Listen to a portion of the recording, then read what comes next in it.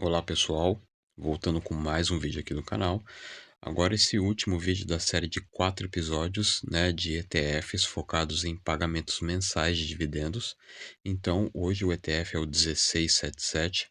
Lembrando que não se trata de nenhuma recomendação de investimento, é apenas divulgação, análise e informação acerca dos ativos negociados aqui na bolsa local, na bolsa japonesa. Tá?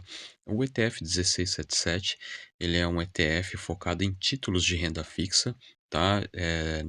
Títulos de países, né, ao mundo afora. Então, você vai ter países europeus, países asiáticos, norte-americanos.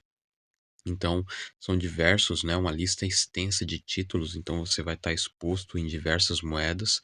Então, sempre ficar atento, né, à variação cambial, tá? Tanto o iene se fortalecendo ou o iene enfraquecendo, ou até mesmo os outros pares de moeda vir enfraquecendo perante o dólar.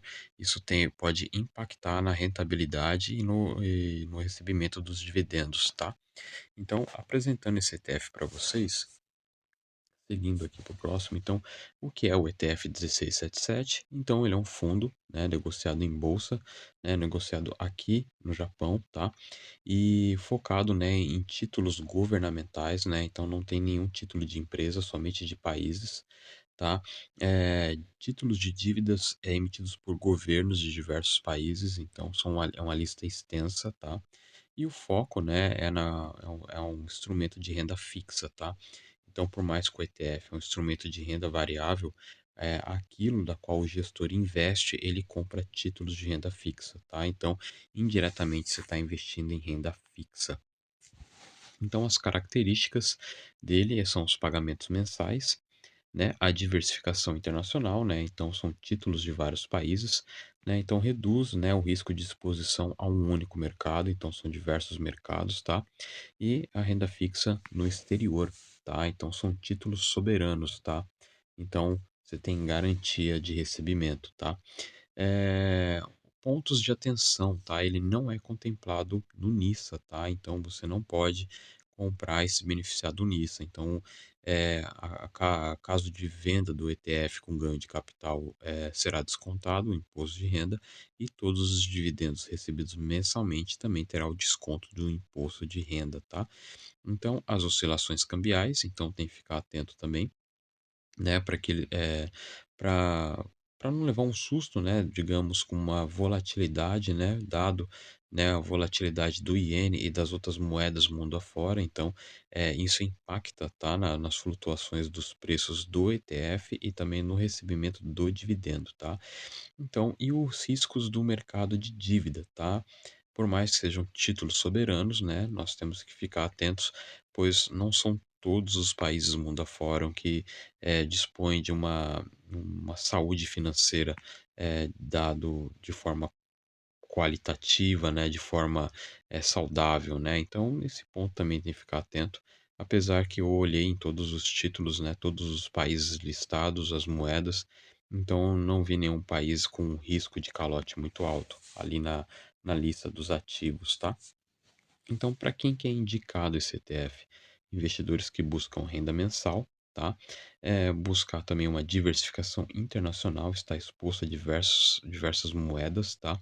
Diversos títulos de países no mundo afora e o conhecimento de mercado, tá? Então, tá atento nessa parte do impacto do câmbio e também as taxas de juros, pois esses títulos eles podem sofrer marcação a mercado. Então, é, é indicado principalmente para aqueles investidores que entendem acerca da marcação ao mercado, o que isso pode impactar de positivo e negativamente na rentabilidade do investidor. As vantagens da diversificação, então, né, sempre, né, todos os nossos investimentos com uma alta diversificação, né, reduz o risco sistêmico, né, também, né, esse ETF ele gera oportunidades globais, já que ele está exposto a diversos países, né, tem a proteção cambial, né, então, da mesma forma que você tem o risco cambial, também tem a proteção cambial, né, porque são diversas moedas, então, das duas formas, né?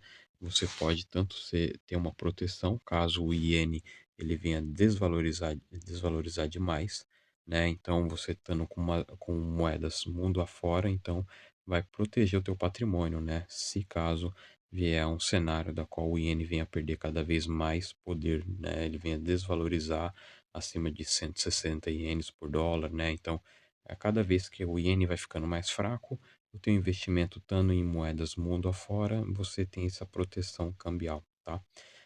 E estabilidade, maior equilíbrio na carteira de investimentos. Então, como investir no 1677? Então, primeiramente, tendo uma conta, tá? Depois você fazer o seu aporte, né? Transferir, né, o seu dinheiro para a corretora, pesquisar ele no quadro da corretora e executar uma ordem de compra, tá bom? A comparação com outros investimentos, tá? Então, o ETF 1677 ele tem os pagamentos mensais, né? Igual, né, fundos imobiliários brasileiros, né? Muitos investem nessa classe de ativo, que particularmente eu não gosto, tá? É diferente, né, dos fundos imobiliários, né? Você tem uma diversificação internacional e também a exposição a títulos governamentais, tá? Os FIIs do Brasil, né, têm o potencial de baixo retorno, né, dado que, né, o imóvel ele tem um certo potencial de valorização, né, diferente de uma empresa que ela pode valorizar 10, 20, uma vez, 3 vezes, 5 vezes, né? O imóvel ele tem uma rentabilidade sim, mas mais limitado, tá? Uma volatilidade maior, se for, por exemplo, um FII de papel, né? Você tem, né, uma volatilidade dada a marcação ao mercado, também tem o mesmo potencial baixo de retorno, pois são instrumentos de renda fixa também, e os pagamentos de dividendos também são variáveis, né? Se alguma empresa não honrar com seu aluguel, o fundo imobiliário ele vai ser penalizado. Se algum fundo de papel levar um calote de um CRI, um CRA, também isso impacta, né, nos dividendos, né? Então, você tem os dividendos mais variáveis, diferente dos títulos governamentais, tá? Então, sempre lembrando, né, o risco cambial, o risco de juro e o risco geopolítico. Tem que ficar atento também, tá bom? Conclusão, né? Então, avalie os seus objetivos e determine se o ETF 1677 se alinha com a sua estratégia de investimento. Sempre consulte o especialista, né? Comece aos poucos, né? Nunca coloque todos os ovos em uma única cesta, tá? E monitore o desempenho, tá? Para acompanhar a evolução patrimonial da tua carteira de investimentos. Então, a apresentação fica por aqui, tá? Provavelmente agora nesse ano de 2025 a gente vai fazer algumas mudanças no canal para poder abranger a mais classes de ativo. Possivelmente a gente vai estar mudando também o nome do canal para poder ficar um nome mais genérico, né? Dado que o canal ele tem um foco em ações japonesas, então ficou um nicho muito pequeno. Então, para poder abrir esse leque, provavelmente nesse ano de 2025 a gente vai fazer algumas mudanças, trazendo mais conteúdo para a comunidade de investidores aqui no Japão. Tá certo, pessoal? Obrigado pelo vídeo de hoje. Até a próxima.